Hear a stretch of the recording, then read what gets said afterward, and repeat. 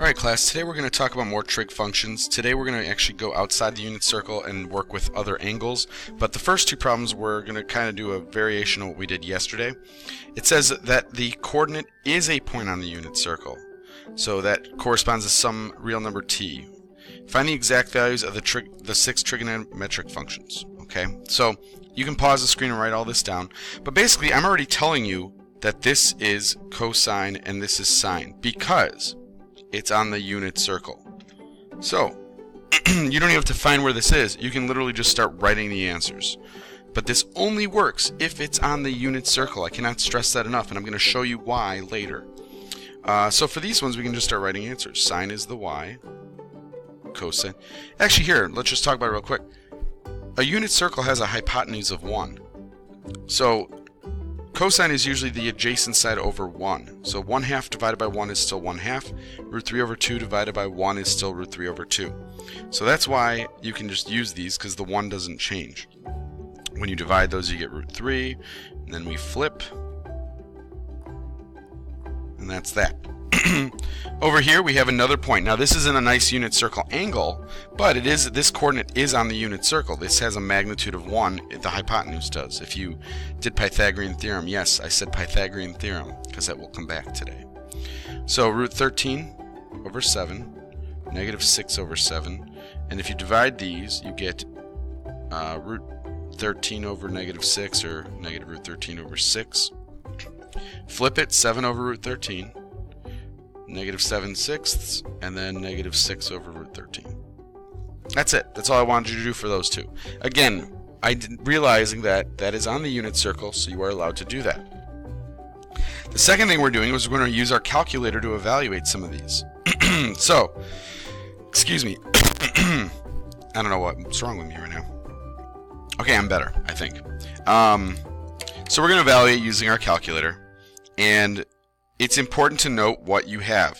These 3 are in degrees. The other 3 are in radians.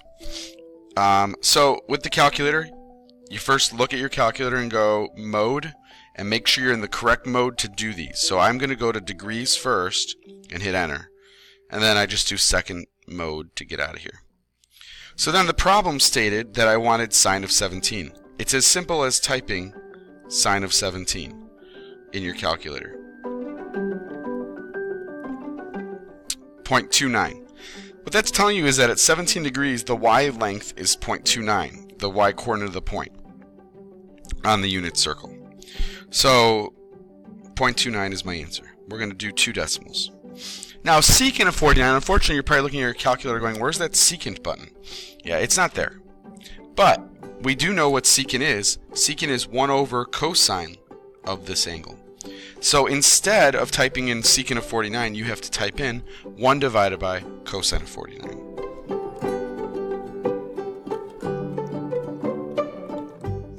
And you get 1.52. Now tangent of 877 you can just type in, no big deal. And you get negative 0.42.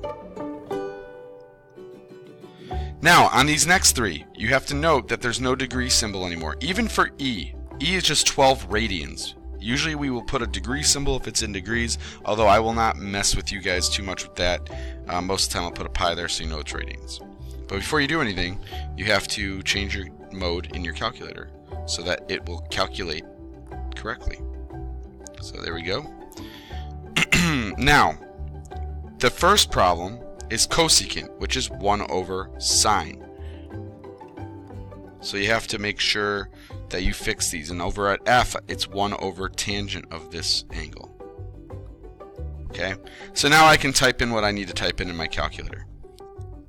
1 over sine of 1.6 pi.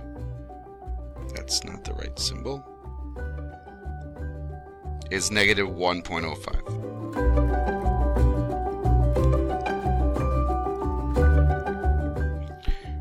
Cosine of 12 radians is 0.84.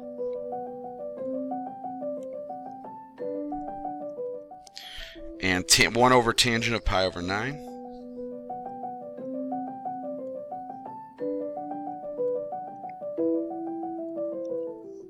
is 2.75.